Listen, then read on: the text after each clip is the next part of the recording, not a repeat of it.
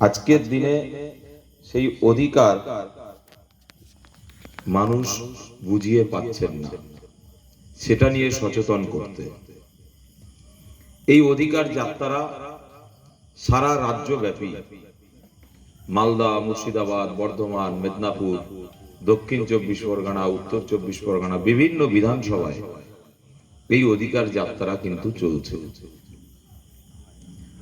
আজকের আপনাদের এই অধিকার যাত্রার পথসভাতে যে সমস্ত দাবি দাবাগুলো নিয়ে আলোচনা হচ্ছে, আপনারা একবার ভাবুন,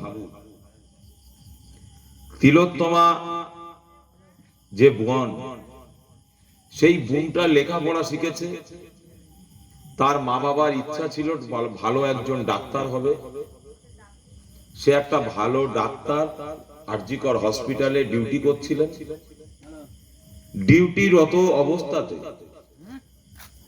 আমার সেই বোনকে ধর্ষিতা হতে হলো এবং মৃত্যুবরণ করতে হলো।